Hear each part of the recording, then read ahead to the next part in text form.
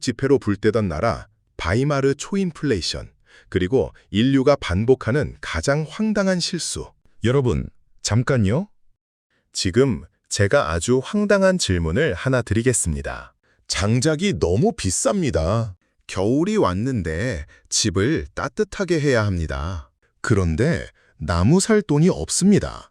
어떻게 하시겠습니까? 네, 보통 사람이라면 두꺼운 옷을 껴입거나 이웃한테 장작 좀 빌리거나 그냥 추위를 버티겠죠. 그런데 1923년 독일 사람들은 달랐습니다. 지폐로 불을 떼는 게 장작보다 쌌습니다. 1000조 마르크짜리 지폐 한 장. 이게 장작 한 개보다 못한 가치였습니다. 돈이 종이보다 못하던 시대. 월급을 손수레에 실어서 받아가던 시대. 아침에 커피 한 잔 값이 저녁엔 2배가 되던 시대. 이게 실화입니다. 세계 최고 수준의 교육을 받고 철학과 음악과 과학에서 인류 역사에 족적을 남긴 독일이 어떻게 지폐로 난로에 불을 떼는 나라가 됐을까요? 그리고 이 이야기가 지금 우리랑 무슨 관계가 있을까요? 썰록 채널에 오신 것을 환영합니다. 저는 도파민 생성자, 도생, 썰록입니다. 만약 여러분도 도대체 돈이 왜 갑자기 휴지 조각이 되는 거야? 나라가 돈을 마구 찍어내면 진짜 어떻게 되는 거야? 때문에 궁금해하셨다면 이 영상을 보시면서 도파민 수혜자, 도수가 되시기를 바라봅니다. 오늘 저는 여러분께 인류 역사상 가장 황당하고 가장 교훈적이고 동시에 가장 반복되는 이야기를 들고 왔습니다. 돈을 마구 찍어내면 어떻게 되는가? 로마 제국이 이걸 해봤습니다. 망했습니다. 독일 바이마르 공화국이 이걸 해봤습니다. 그 결과로 히틀러가 등장했습니다. 짐바브웨가 이걸 해봤습니다. 지금도 그 후유증에서 헤어나지 못하고 있습니다. 그리고 지금 미국이 이 부분은 나중에 이야기하겠습니다. 흥미로운 점은 이 이야기들이 모두 다른 나라, 다른 시대에 벌어졌지만 패턴이 놀랍도록 똑같다는 겁니다. 인류는 왜 같은 실수를 반복할까요? 자, 시작해 볼까요? 인플레이션의 원조, 로마 제국. 로마는 어떻게 금화를 휴지로 만들었나? 자, 먼저 역사의 원조로 가보겠습니다. 고대 로마. 여러분, 로마 제국 하면 뭐가 떠오르세요? 콜로세움, 검투사, 시저, 폼페이. 화려하고 강력한 제국의 이미지가 있죠. 그런데 이 위대한 제국도 돈 문제 앞에서는 아주 구질구질해집니다. 로마의 기본 화폐는 데나리우스라는 은화였습니다. 기원전 211년경에 도입된 이 동전은 순도 약 95%의 은으로 만들어졌습니다. 꽤나 가치 있는 화폐였죠. 그런데 로마 황제들이 문제에 봉착합니다. 돈이 모자랍니다. 전쟁은 계속해야 하고 군인들 월급은 줘야 하고 콜로세움에서 공짜 빵과 서커스는 계속 제공해야 하고 그런데 국고는 바닥납니다. 황제들이 생각해낸 천재적인 해결책. 은화에서 은을 살짝 빼는 겁니다. 원래 95% 순도였는데 조금씩 구리를 섞습니다. 눈치 못 채겠지라고 생각하면서요. 처음엔 94%, 그 다음엔 85%, 70%, 50%. 이렇게 수십 년에 걸쳐 데나리우스의 은 함량이 줄어듭니다. 결과는요? 3세기 위기, 로마 역사상 최악의 혼란기입니다. 데나리우스의 은 함량이 2에서 5%까지 떨어집니다. 그러자 물가가 폭등합니다. 기원 후 301년 디오클레티아누스 황제가 물가를 통제하려고 가격 칙령을 발표합니다. 500개 품목의 최고 가격을 법으로 정한 겁니다.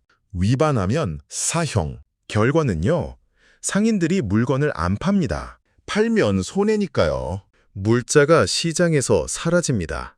암시장이 번성합니다. 칙령은 실패합니다. 그러니까 로마가 지금 가장 억울하다는 거죠. 돈 문제를 해결하다가 돈 문제를 더 키운 거니까요. 역사는 늘 예상한 것처럼 흘러가지는 않죠. 그런데 이게 1700년 뒤에 독일에서 똑같이 반복됩니다. 훨씬 더 드라마틱하게 1918년 독일 패전국의 저주. 자, 이제 본론으로 들어갑니다. 1918년 11월 11일 1차 세계대전이 끝납니다. 독일이 졌습니다. 그리고 1919년 베르사유 조약이 체결됩니다. 이 조약의 핵심이 뭐냐면 독일에게 전쟁 책임을 지워서 천문학적인 배상금을 물리는 겁니다. 금액이 얼마였냐고요? 1320억 금 마르크. 지금 가치로 약 400조 원이 넘는다는 추산도 있습니다. 독일 GDP의 수십 배에 달하는 금액이었습니다. 여러분, 이걸 갚으려면 어떻게 해야 할까요? 경제를 살려서 세수를 늘리고 조금씩 갚아나가야겠죠. 그런데 독일 바이마르 공화국 정부는 다른 선택을 합니다. 돈을 찍습니다. 1919년에 19조 마르크였던 통화량이 1923년에는 얼마나 됐을까요? 497조 마르크입니다. 4년 만에 통화량이 2,500만 배가 됩니다. 2,500만 대. 이게 어떤 의미인지 체감이 되세요? 1919년에 1마르크로 살 수 있던 것을 1923년에는 2,500만 마르크가 있어야 살 수 있게 된 겁니다. 실제로 어떤 일들이 벌어졌는지 당시 기록을 보면 입이 벌어집니다. 1923년 11월 독일 빵 한 덩이 가격 2,000억 마르크, 달걀 하나 500억 마르크, 맥주 한 잔 40억 마르크. 노동자들이 아침에 출근해서 점심 전에 월급을 받았습니다. 왜요? 점심 이후에 받으면 오전에 비해 돈 가치가 절반이 될 수도 있으니까요. 실제로 그랬거든요. 어떤 여성이 커피 한 잔 마시려고 2억 마르크를 테이블 위에 올려놓고 화장실에 갔다 왔더니 돈은 있는데 커피값이 올라서 커피를 못 샀다는 이야기도 있습니다. 이걸 경제학에서는 초인플레이션, 하이퍼인플레이션이라고 합니다. 5월 물가 상승률이 50%를 넘는 상황. 1923년 10월 독일의 월 물가 상승률은 29,500%. 하루에 물가가 20.9% 오른 겁니다. 놀랍지 않나요? 그런데 이게 어떤 결말로 이어지는지 아직 이야기 절반도 안 했습니다. 초인플레이션이 만들어낸 괴물. 중산층이 박살나면 어떻게 되는가? 자, 보세요. 초인플레이션의 가장 무서운 피해자가 누구인지 아세요? 가난한 사람들.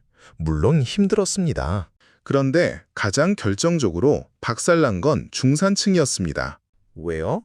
이렇게 생각해 보세요. 가난한 사람은 애초에 저축이 없습니다.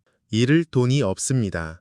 그리고 실물 자산, 즉 조그만 텃밭이나 물건들이 오히려 가치가 유지됩니다. 부자는요, 부자들은 이미 실물 자산이 많습니다. 집, 땅, 공장. 이것들은 인플레이션이 와도 상대적 가치가 유지됩니다. 게다가 대출이 있다면 인플레이션으로 돈 가치가 떨어지면 빚이 실질적으로 줄어드는 효과가 있습니다. 아이러니하게도 부자들은 오히려 이득을 보기도 합니다.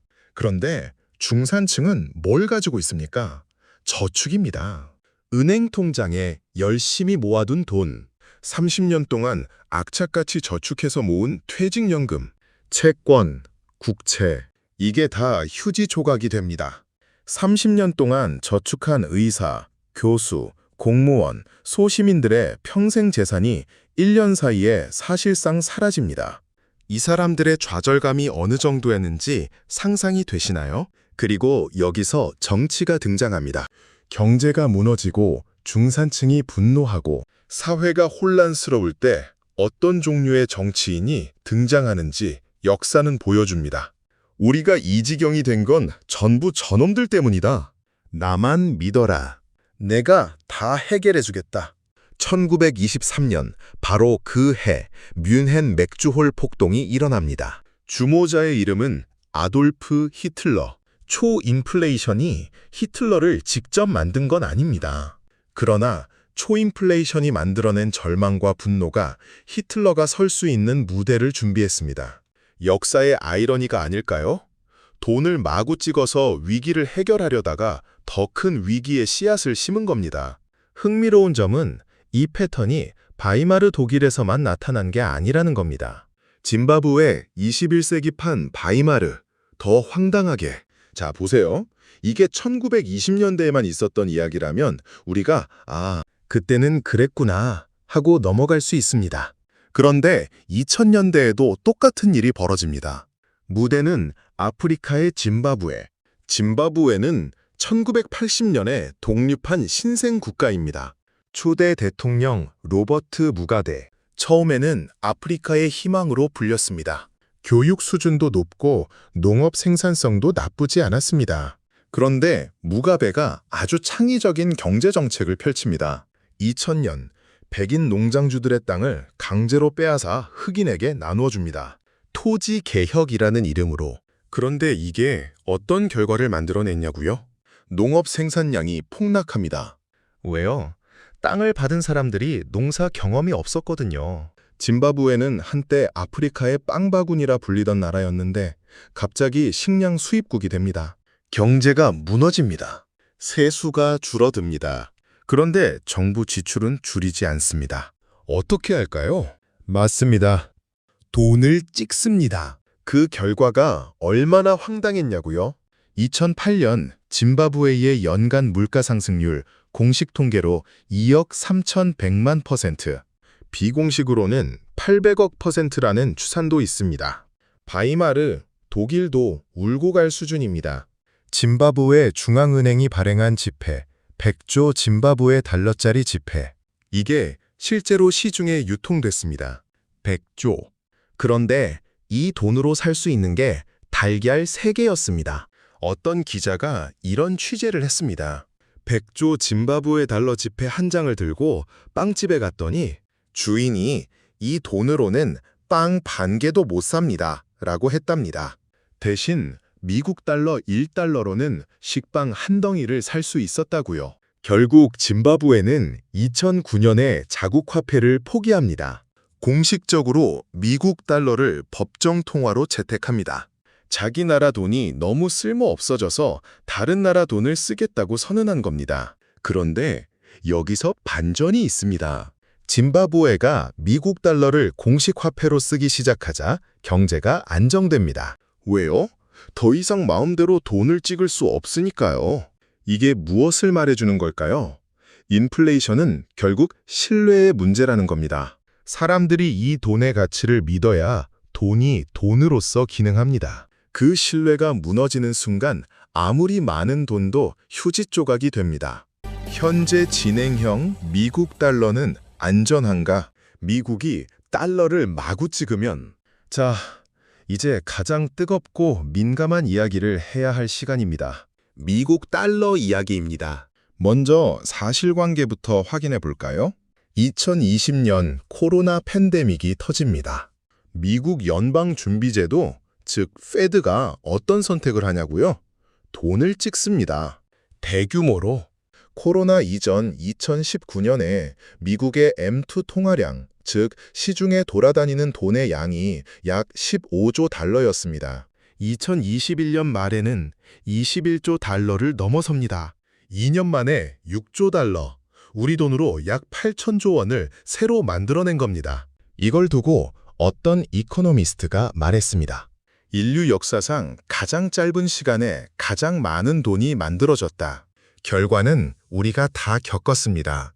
2021년에서 2022년 미국 인플레이션이 40년 만에 최고치인 9%를 넘어섰습니다. 한국도 물가가 오르고 전 세계가 인플레이션으로 고통받았습니다. 그렇다면 미국은 바이마르 독일이 되는 걸까요? 여기서 잠깐 솔직하게 이야기해 드릴게요. 이 부분은 정말 전문가들 사이에서도 의견이 갈립니다.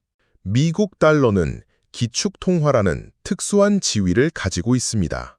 전 세계 석유 거래가 달러로 이루어지고 전 세계 외환 보유고의 약 60%가 달러입니다. 전 세계가 달러를 원하고 있다는 뜻입니다. 이게 미국에게 특수한 특권을 줍니다. 달러를 찍어도 그 달러가 전 세계로 흡수되기 때문에 인플레이션 압력이 분산됩니다. 그런데 이 특권이 영원할까요? 중국이 위안화 국제화를 추진하고 있습니다. 러시아, 브라질, 인도가 달러 거래 비중을 줄이고 있습니다. 미국 국가 부채는 2024년 기준 35조 달러를 넘어섰고 계속 늘어나고 있습니다. 그러니까 미국 재정이 지금 가장 긴장하고 있다는 거죠. 달러 패권이 흔들리면 달러를 마구 찍어도 괜찮다는 논리도 함께 흔들리니까요. 역사의 패턴이 걱정되지 않으세요? 왜 인류는 같은 실수를 반복하는가? 우리가 함께 고민해 볼 것. 자, 여기서 잠깐 멈추고 싶습니다. 오늘 우리가 함께 고민해 볼 질문이 있습니다. 왜 인류는 같은 실수를 반복하는가? 로마는 은화에 구리를 섞었습니다. 독일은 지폐를 찍었습니다. 짐바브웨는 지폐를 더 찍었습니다. 미국은 디지털로 달러를 만들었습니다. 방법만 다르고 본질은 똑같습니다. 가지고 있는 것보다 더 많이 쓰고 싶어서 돈을 부풀립니다. 왜 계속 반복될까요? 저는 이게 경제 문제가 아니라 심리 문제라고 생각합니다. 생각해 보세요. 어떤 정치 지도자가 있습니다. 경제가 어렵습니다. 선택지가 두 가지입니다. 선택 A, 지출을 줄이고 세금을 올리고 국민들이 허리띠를 졸라매게 합니다. 경제는 3년에서 5년 뒤에 좋아집니다. 그런데 그 3년에서 5년 동안 국민은 고통받습니다. 그 고통의 책임은 지금 이 결정을 내린 지도자에게 돌아옵니다. 선택 B, 돈을 찍어서 당장 경기를 부양합니다. 지금 당장은 좋아 보입니다. 돈이 많이 풀리니까 사람들이 기분이 좋습니다. 인플레이션이라는 청구서는 나중에 옵니다. 그리고 그 청구서를 받는 건 다음 지도자입니다. 여러분이라면 어떻게 하시겠습니까? 솔직히 말씀드리면 대부분의 정치인이 선택 B를 택합니다. 왜요? 지금 당장 좋아 보여야 다음 선거에서 이기거든요. 그리고 청구서는 내 임기가 끝난 뒤에 오도록 시간을 잘 조절하면 됩니다. 이게 민주주의의 구조적 취약점입니다. 단기 성과를 보여줘야 선거에서 이기는 구조 안에서 장기적으로 옳은 선택을 하기가 구조적으로 어렵습니다. 그러니 인플레이션은 특정 나쁜 지도자의 실수가 아니라 인간 본성과 정치 구조가 만들어내는 반복적 함정인 겁니다. 여러분도 아시다시피 이 함정에서 자유로운 나라는 거의 없습니다. 돈이란 무엇인가? 그리고 우리는 무엇을 배워야 하는가? 인플레이션의 진짜 피해자는 누구인가? 자, 큰 그림을 봐야 할 시간입니다. 우리가 오늘 살펴본 모든 인플레이션 사례에서 공통점이 있습니다. 피해자는 항상 힘없는 사람들이었습니다. 로마에서 은화 순도가 떨어지자 시장에서 물가가 올랐습니다. 그 물가 상승을 가장 크게 느낀 건 하루하루 시장에서 먹을 것을 사야 하는 서민들이었습니다. 독일에서 중산층의 저축이 사라졌습니다. 평생 모은 돈이 1년 사이에 담배 한 갭이 값이 됐습니다. 짐바브웨에서 열심히 일해서 월급을 받아도 다음 날이면 그 월급으로 살 수 있는 게 없었습니다. 그리고 그 절망이 결국 어떤 결과를 만들어냈냐고요? 로마는 분열됐고 독일은 히틀러를 택했고 짐바브웨는 독재자 무가베가 30년을 집권했습니다. 인플레이션은 단순한 경제 현상이 아닙니다. 그것은 사회를 무너뜨리는 느린 폭탄입니다. 바이마르가 우리에게 남긴 것. 다시 독일 바이마르로 돌아와 보겠습니다. 1923년 말 독일은 새로운 화폐를 도입합니다. 렌텐마르크. 그리고 이 화폐를 100조 대 1의 비율로 기존 마르크와 교환합니다. 그러니까 기존에 가지고 있던 100조 마르크가 렌텐마르크 1마르크가 되는 겁니다. 그리고 가장 중요한 조치, 중앙은행의 돈 찍기를 엄격하게 제한합니다. 효과는 즉각적이었습니다. 물가가 안정됩니다. 사람들이 다시 화폐를 신뢰하기 시작합니다. 경제가 회복됩니다. 잠깐, 신기하지 않으세요? 해결책이 이렇게 단순했다면 왜 처음부터 안 했냐고요? 그게 바로 핵심입니다. 알면서도 못하는 것. 옳다는 걸 알면서도 단기적 이익 때문에 잘못된 선택을 반복하는 것. 이게 인간의 본성이고 역사가 반복되는 이유입니다. 독일은 이 교훈을 뼛속 깊이 새겼습니다. 그래서 지금도 독일 분데스방크, 즉 독일 중앙은행은 세계에서 가장 보수적인 통화 정책을 씁니다. 유럽중앙은행 ECB가 돈을 더 풀자고 하면 독일이 항상 가장 강하게 반대합니다. 독일 국민들이 인플레이션에 극도로 예민한 이유, 바로 1923년의 기억 때문입니다. 역사의 상처가 이렇게 100년이 지나도록 한 나라의 문화와 정책에 각인되어 있습니다. 역사의 아이러니, 그리고 우리가 배울 것. 마지막으로 이 이야기가 우리 삶에 주는 교훈을 짚어봅시다. 돈이란 무엇일까요? 돈은 숫자가 아닙니다. 신뢰입니다. 1만 원짜리 지폐 한 장이 실제로 가진 물리적 가치는 종이와 잉크값 몇십 원입니다. 그런데 우리가 이 종이 조각으로 밥을 먹고 물건을 사고 서비스를 받을 수 있는 건 모든 사람이 이 종이가 1만 원의 가치를 가진다고 믿기 때문입니다. 그 믿음 하나로 돌아가는 게 현대 화폐 시스템입니다. 그 믿음이 흔들리는 순간 1923년 독일에서 벌어진 일이 일어납니다. 짐바브웨에서 벌어진 일이 일어납니다. 그러니 인플레이션은 결국 정부가 국민의 신뢰를 배신하는 행위입니다.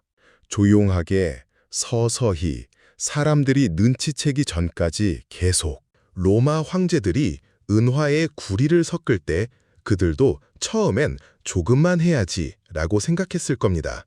바이마르 정부도 이번 한 번만이라고 생각했을 겁니다. 그리고 그 이번 한 번이 쌓이고 쌓여서 100조짜리 지폐가 된 겁니다. 우리 일상에서도 마찬가지입니다. 신뢰는 한 번에 무너지지 않습니다. 조금씩, 서서히, 작은 배신들이 쌓여서 무너집니다. 그리고 무너진 신뢰를 회복하는 데는 쌓아온 시간의 몇 배가 걸립니다. 역사는 그걸 가르쳐줍니다. 로마가, 바이마르가, 짐바브웨가. 자, 오늘 우리가 함께 살펴본 이야기를 정리해볼까요? 로마의 데나리우스 은화 부풀리기, 바이마르 공화국의 지폐 폭발, 짐바브웨의 100조짜리 휴지 조각, 그리고 현재 진행형인 달러 패권의 균열. 4개의 이야기, 서로 다른 시대, 서로 다른 나라.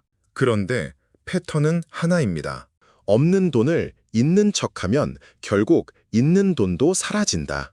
역사는 늘 우리가 예상하는 대로 흘러가지 않습니다. 그러나 이 한 가지 패턴만큼은 놀랍도록 예측 가능하게 반복됩니다. 여러분, 이 이야기를 보시면서 어떤 생각이 드셨나요? 저는 이 이야기들을 준비하면서 묘하게 씁쓸하면서도 한편으로는 희망적인 감정을 느꼈습니다. 씁쓸한 건 인류가 이 교훈을 반복해서 배우면서도 반복해서 잊는다는 것.